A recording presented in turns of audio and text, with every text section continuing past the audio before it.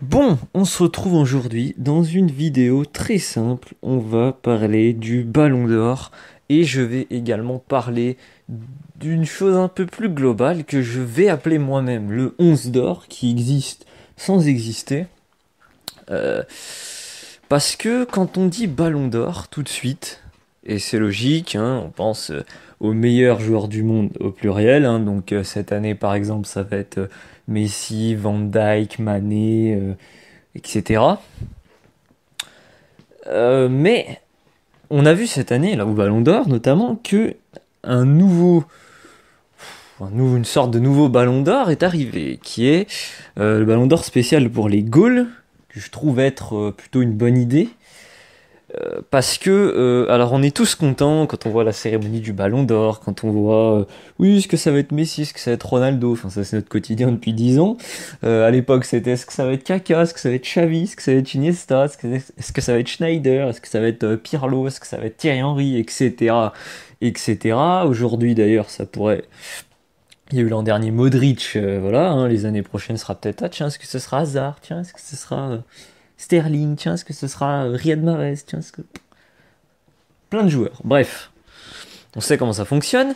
Je trouve ça intéressant, donc, ce ballon d'or pour les goals. Pourquoi? Parce que on a beau dire, mais c'est pas le même sport, quoi, hein. Je veux dire, jouer déjà dans le jeu et jouer dans la cage, ça n'a rien à voir. Ensuite, pareil, est un défenseur et est un attaquant, ça n'a rien à voir parce que on dit, ouais, là par exemple pour savoir, je sais pas, je vais prendre Messi et Van Dijk, même Mané et Van Dijk, tiens, ils sont dans la même équipe, c'est encore plus dur à comparer. Mané et Van Dijk, je veux dire collectivement, il n'y a pas de souci, ils ont quasiment la même chose. Alors Van Dijk, il est allé en finale de la Ligue des Nations et Mané est allé en finale de la CAN. Moi je trouve que les deux n'ont pas été...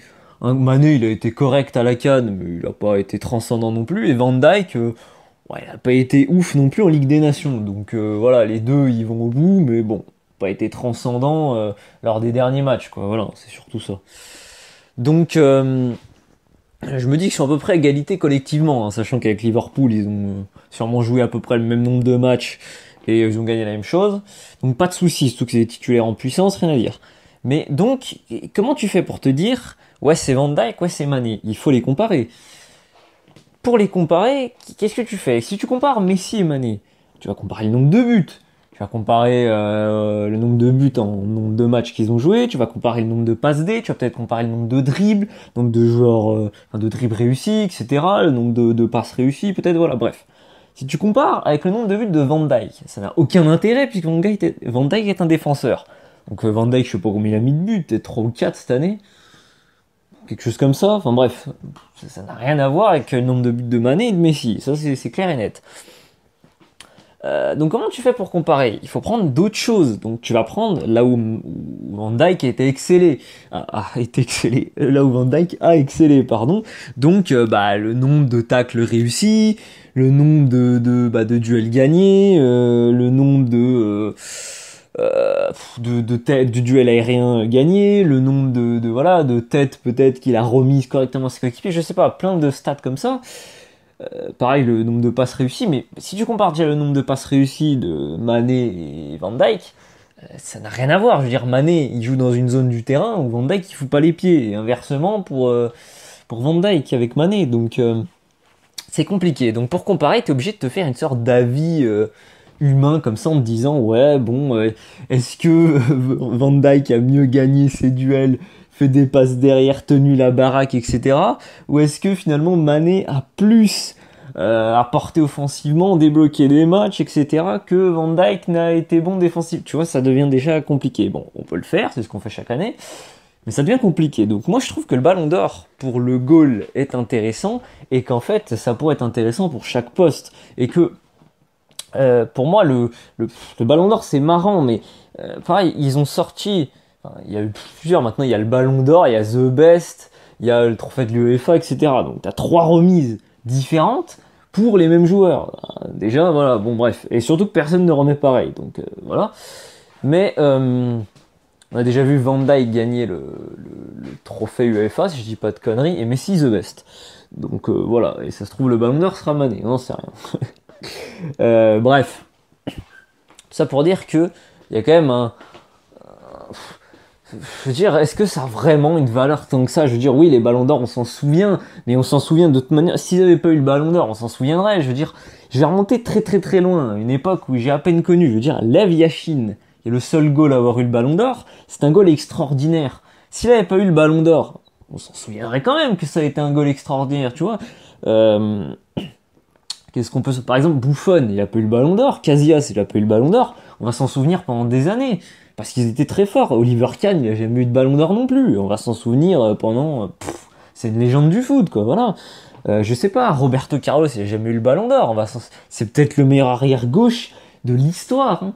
Donc, bon après, attention, hein, c'est l'un, voilà, il y en a d'autres. Hein, pour citer, je sais pas, Maldini, Lizarazu, faudrait réfléchir pour comparer, mais là je prends ces mecs-là dans cette époque. Ces mecs-là, ils ont tous été... ils sont concurrents pour être le meilleur arrière-gauche de leur époque. Ils ont jamais été dans le top 3 du Ballon d'Or, quoi. Je crois pas, hein. Je réfléchis, non, je pense pas. Roberto Carlos, je pense pas non plus. Donc voilà, non, mais ça veut tout et rien dire. Je veux dire, Ronaldo, donc pas Cristiano, hein, Ronaldo R9, s'il avait pas eu de Ballon d'Or, tout le monde saurait qui c'est quand même, ça change rien. Moi, ce que je trouverais plus intéressant, ce serait qu'ils se concentrent sur un 11 d'or, donc sur le 11, qui s'applique, parce que là, on le voit chaque année, il y a des mecs qui sont dans le 11, qui ont rien à y foutre. Hein. Cette année, alors pour prendre la cérémonie The Best, dans l'équipe, il y a Marcelo. Ah d'accord, donc Marcelo, ça choque personne, c'est normal. Il y a Sergio Ramos, côté droit. Ah ouais, d'accord. Genre, donc tu te dis, il y a De Ligt plutôt, on va le faire à la néerlandaise, De Ligt et Van Dijk qui sont derrière, ça c'est inamovible, pas de souci. Donc tu te dis, ah bah comme on peut pas mettre Ramos, on le décale côté droit. Ah ouais, mais tu te dis pas qu'il y a un autre joueur côté droit qui a mérité, non hein. Je l'ai en tête, il viendra après. Parce que je vais commencer par les scandales et ensuite je reviendrai sur l'équipe. Donc déjà, ça c'est pas normal. Il y a des Marcelo, il y a des Ramos. Les Real, ils sont sortis en 8ème de Ligue des Champions. Ils gagnent pas leur championnat. Ils sont à la rue toute l'année. Ils se font tailler par tous les journalistes, etc. Mais alors par contre, aucun souci. Il y a... alors en plus, il y a 4 joueurs du Real. Là, j'en ai cité que 2. Et ça choque personne. Hein. Je sais pas. Bon. Hazard, ça fait des années que le mec, il est exceptionnel à Chelsea. Le mec, l'année où il part de Chelsea au Real, qui est... Alors, il fait une bonne saison, hein, c'est pas le souci. Hein, mais pour moi, il a fait des meilleures saisons que celle-ci. Bref. Comme par hasard, il est dans le 11. Ah, bah oui, il va au Real. Comme par hasard, il est dans le 11. Ah, dis donc, s'y attendait pas. Hein. Très étonnant. Bon, il y a plein de conneries comme ça. Que je trouve doit être corrigées parce que c'est un peu énervant. Encore, j'ai pas tout dit, mais je vais m'arrêter ici. C'est très simple, je vais faire un peu mon 11. Bon, déjà dans la cage, je pense qu'Alisson mérite d'être dans le 11, il n'y a pas de souci. Mais pourquoi en fait je fais ce 11 aussi? Parce que voilà, moi je trouve que c'est plus logique sur un sport collectif comme le football de pas avoir à donner une récompense individuelle comme ça. Parce que je sais pas comment dire, mais par exemple, on va comparer avec le basket. Le basket, tous les joueurs attaquent et défendent, alors pas de la même manière, mais je veux dire, sur une saison, en fonction des équipes ou des joueurs que t'as, ça peut être ton pivot le meilleur marqueur, ça peut être l'ailier fort, ça peut être l'ailier, ça peut être le meneur, ça peut être l'arrière. Tout le monde peut être meilleur marqueur. Je veux dire, quand tu commences une saison au foot, ton arrière gauche, il va pas être, tu te dis pas c'est lui qui va être le meilleur marqueur, tu vois. Non, c'est pas comme ça que ça fonctionne. Tu commences au Real, tu te dis pas ouais Marcelo, il faut qu'il mette 30 buts dans la saison. Non. Voilà, tu sais qui les met, c'est les attaquants. Peut-être qu'un milieu va mettre 15-20 buts parce qu'il est très très fort. Après, c'est les ailiers, c'est les attaquants. Les défenseurs, ils vont te mettre 2-3 buts dans la saison s'ils ont de la chance. Tu vois, il y a des saisons où on peut en mettre un. Et c'est normal. Donc déjà, pour moi, tu vois, personne n'est logé à la même enseigne. Et si je veux faire ce 11, c'est parce que c'est pas logique de donner une récompense comme ça. Et je reviens donc au basket, c'est que à la fin d'une saison, tu nommes le MVP de la saison, c'est-à-dire le meilleur joueur de la saison. Sauf que tous les joueurs de basket peuvent prendre le ballon en main, faire des passes, shooter à 3 points, shooter à 2. Alors oui, bon, tu vois, d'ailleurs on le voit, les pivots très souvent le font moins parce qu'ils sont plus grands, moins agiles, et voilà. Et ben les pivots, ils sont beaucoup moins MVP que le reste. c'est un peu les défenseurs du foot. Mais je veux dire, si t'as vraiment un pivot qui s'améliore comme il faut, voilà, on a déjà vu, tu peux être plus mobile, plus âgé et tout, être le meilleur marqueur de ton équipe, le meilleur joueur, etc. Et être une VP sur une saison. Donc en fait, tout le monde peut marquer autant de points. Tout le monde peut défendre, tout le monde peut contrer, tout le monde peut faire des interceptions, tout le monde peut faire la même chose. Dans le foot, enfin, tout le monde ne peut pas faire la même chose. Je veux dire, un défenseur qui va mettre un triplé, j'aimerais bien voir ça, tu vois. Ça va arriver une fois en 10 ans. Ça va pas arriver une fois par match. Donc, c'est compliqué, tu peux pas les loger à la même enseigne. Les joueurs influent, mais pas de la même manière. C'est pour ça que moi, je pense que le ballon d'or, enfin, faudrait supprimer ce ballon d'or et se concentrer sur un 11 d'or extrêmement précis qui permettrait de mettre en avant un joueur, donc ou deux par poste. Voilà, si tu fais une défense à 4, t'as forcément deux défenseurs centraux, mais les 11 vrais joueurs qui ont marqué cette saison, plutôt que un, voilà, alors qu'il y en a plein qui méritent d'être mis en avant. C'est que souvent, il y a des mecs qui pourraient être dans un 11, qui le sont pas, parce qu'évidemment, il y a des mecs meilleurs qu'eux dans ce 11-là, et du coup, qui se retrouvent oubliés de tout le monde. Bref, je reviens à cette équipe. Dans la cage, Alisson. Arrière gauche, hein, pas Marcelo, mais il y a un petit Robertson qui a remporté la Ligue des Champions, qui est à quelques points de finir premier en Première Ligue, qui est le championnat le plus difficile à gagner du monde. Ensuite, le mec finit meilleur passeur de son équipe. Il est arrière gauche, il fait des allers-retours incroyables, niveau endurance, c'est un cinglé, agressivité, il est parfait, il est incroyable. Pourquoi Marcelo? Je veux dire, moi, j'ai réfléchi. En fait, j'ai pas réfléchi. Le premier nom qui m'est venu, je fais Robertson, je fais ouais, c'est bon. Et le deuxième nom qui m'est venu à l'esprit, c'est Jordi Alba. À quel moment tu sors Marcelo? Enfin bref, donc Alisson, Robertson. Côté droit, mais Alexander Arnold, même réflexion que Robertson, il est incroyable. Ça a été le duo, c'est peut-être le duo d'arrière latéraux le plus fort que j'ai vu depuis très très très longtemps. Depuis peut-être quoi, Maldini Cafu, quoi. Parce que vraiment, il fallait le sortir celui-là. Hein. T'as beau regarder, bon, Marcelo Carvajal, ouais, ils ont été forts, mais pas à ce point-là sur une saison. Voilà, les autres ils font tout, quoi, des passes, des allers-retours, ils attaquent, ils défendent, ils sont actifs, limite hyper actifs sur un terrain, ils font des passes, t'avais tout ce que tu veux, ils sont incroyables, infatigables, ils jouent tout, ils sont titulaires, aucun souci. Pour moi, c'est Robertson à gauche, Alexander Arnold à droite. Il n'y a pas de Sergio Ramos décalé, il n'y a pas de Marcelo à gauche. Arrêtez avec votre Real Madrid, quoi. Le Real Madrid, ils ont gagné 3 Ligues des Champions. Ils ont gagné 4 Ligues des Champions, pardon, en 5 ans. Ils ont été incroyables. Là, ils font une année vraiment, pour eux, nulle. Par rapport au football, ils font une année correcte, quoi. Sans plus.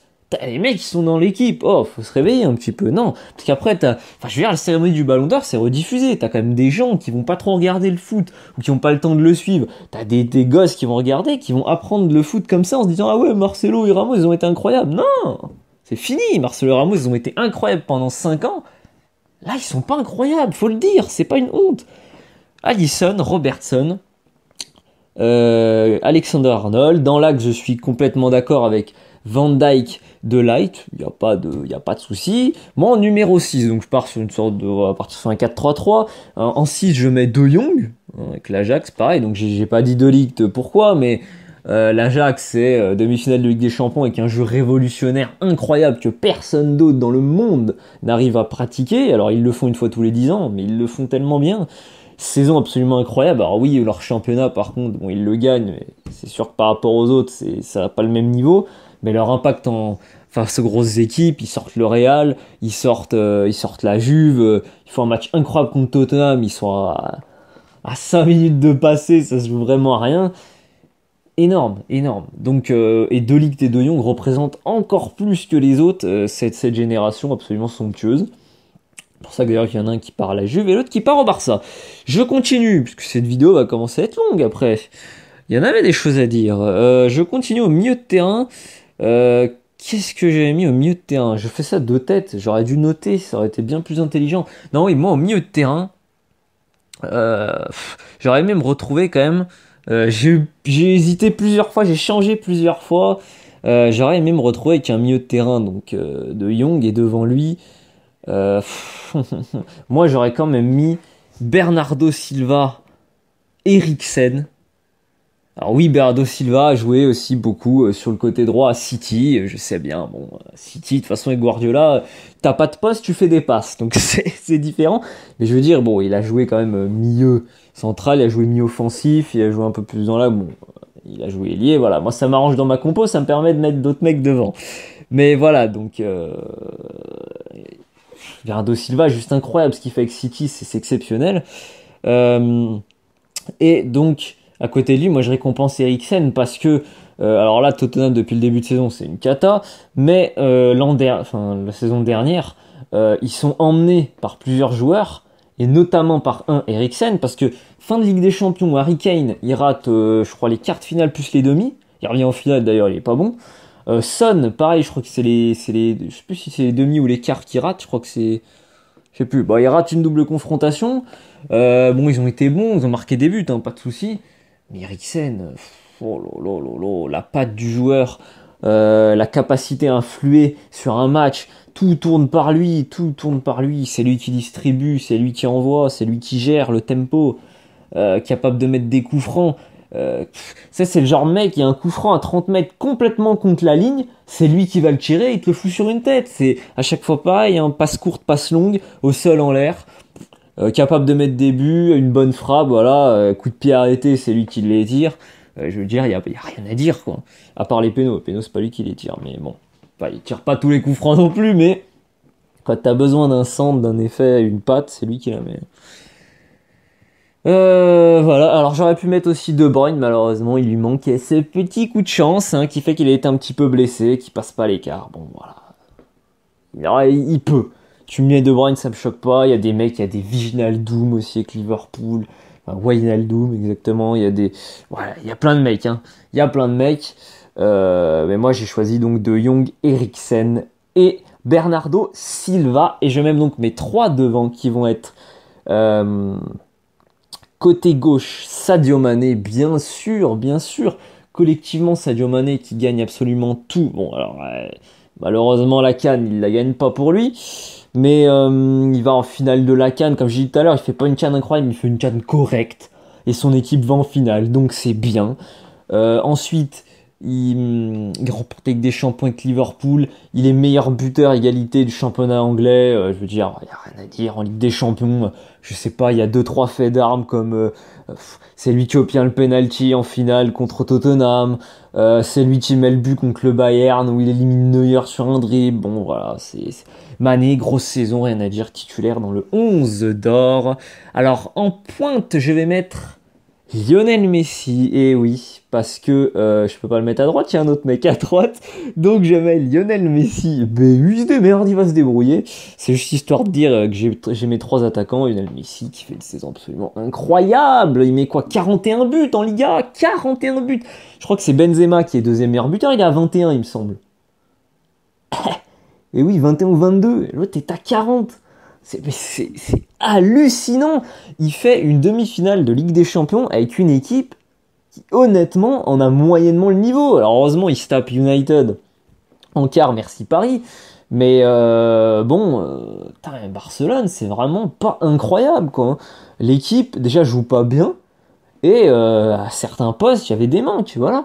Et ils se retrouvent quand même, on l'a vu, alors là, oui, ils se prennent une remontada, mais je veux dire, faut regarder le match aller contre Liverpool, le 3-0, c'est Messi 3, Liverpool 0. Le Barça, c'est rien, le Barça est nul. Liverpool domine, Liverpool mérite de gagner, et le Barça gagne 3-0 parce que Messi est fantastique, il met notamment son coup franc, il fait tout.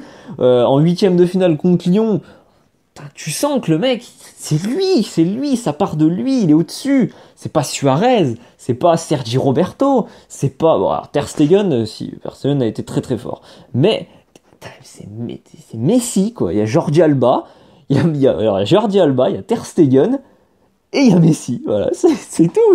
Non, il y a Arthur un petit peu aussi, mais je veux dire qu'ils sont... Putain, Messi, c'est au-dessus, il emmène tout le monde, il rend tout le monde meilleur. Je veux dire, Jordi Alba, pour moi, c'est le deuxième meilleur arrière gauche l'an dernier. S'il joue pas avec Messi, tu vois, peut-être qu'il se retrouve troisième ou quatrième, parce que l'autre, il lui met trop de caviar, quoi. Donc bon, Messi, rien à dire, Oui, il va pas au bout des choses avec la Copa, certes, il fait pas une grande Copa, il fait quand même demi avec l'Argentine, mais faut regarder comment ça joue, il y avait pas de jeu, il est tout seul au milieu, il prend le ballon, il court, personne ne le suit, c'est hyper grave. Ensuite, bon, voilà, avec le Barça, il fait quand même demi, il est bon dans les gros matchs. Bon, après, le retour, tout le Barça se fait manger à Anfield, bon, voilà, je pense qu'il y en a d'autres à qui c'est arrivé. Voilà.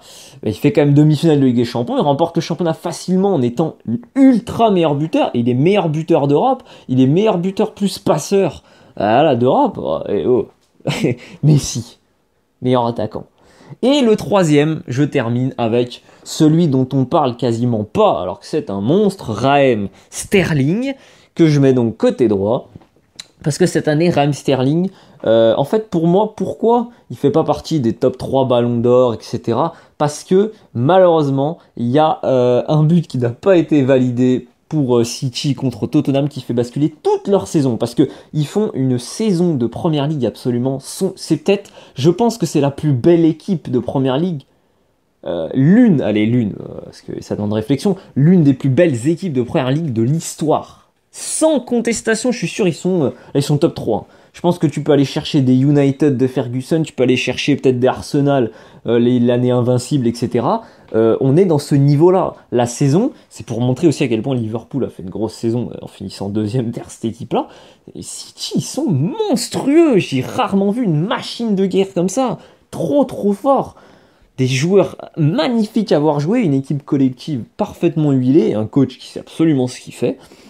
Et c'est vrai qu'ils se font avoir en Ligue des Champions par Tottenham, un peu bêtement. Alors, pour en revenir, on va dire oui, c'est la VAR, le but pas accepté et tout. Alors, ça se joue à ça au final, mais quand tu regardes sur la double confrontation, City a été trop... Déjà, pourquoi Guardiola fait le choix de pas mettre Sané au match aller?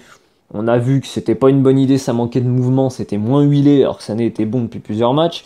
Il y a eu une défense un peu qui se trouve parce que je rappelle quand même qu'ils prennent 3 buts contre Tottenham au retour et ils en prennent un à l'aller. Donc il y a eu aussi des problèmes à ce niveau-là. Ils n'ont pas été ultra performants en défense. Donc ils doivent progresser encore. Ils sont pas au top du top. S'ils arrivent au top du top, c'est sûrement l'une, voire la meilleure équipe d'Europe. Hein.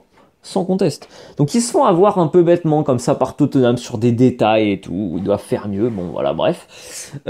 Au final, s'ils se font pas avoir, rien qu'ils passent en demi en sortant de Tottenham, c'est sûr et certain que les 3 quarts de leurs joueurs, on en parle comme les meilleurs joueurs du monde, parce que c'est le cas. Et que ça se joue à ça se joue en fait à une non-récompense collective qui va donc forcément finir par atterrir sur les joueurs, le coach, etc. Logiquement, hein, parce que c'est ça, hein. Si tu vas pas au bout des compétitions, c'est qu'il y a un moment, il y a eu un problème aussi. Donc forcément, ça tire un peu sur la corde. Mais bon, pour moi, Raheem Sterling, il est dans les 3 meilleurs attaquants de cette année. Il n'y a pas de... Benzema a été vraiment bon, Cristiano Ronaldo a été vraiment bon. Voilà, comme j'ai dit, il y a Bernardo Silva, même si moi je le mets en mieux. Il y a eu plein d'autres mecs, là. Attends, ça me revient pas, mais... Qu'est-ce qu'on peut mettre encore? Ouais, Eden Hazard, tu vois. Eden Hazard était très très fort avec Chelsea. Il y a plein de joueurs. Mais ces 3-là, Mané, Messi, Sterling, pour moi, c'est au-dessus. Voilà, c'était ma vidéo sur ce Ballon d'Or 11 d'or finalement. J'espère que ça vous a plu. Est-ce que vous avez d'autres avis? Parce qu'à mon avis, on n'a pas tous les mêmes joueurs. Qu'est-ce que vous pensez aussi du fait que le goal est une récompense? Est-ce qu'il faudrait une récompense par poste, pardon, c'est-à-dire une sorte de goal d'or, un défenseur d'or, un milieu d'or et un attaquant d'or, plutôt qu'un ballon d'or finalement? Est-ce que ce serait pas plus utile? Est-ce que ça permettrait pas de mettre finalement plusieurs joueurs en avant? Parce que c'est ça le foot, le sport collectif. En tout cas, on se dit à bientôt et on se retrouve pour une prochaine vidéo. Ciao à tous!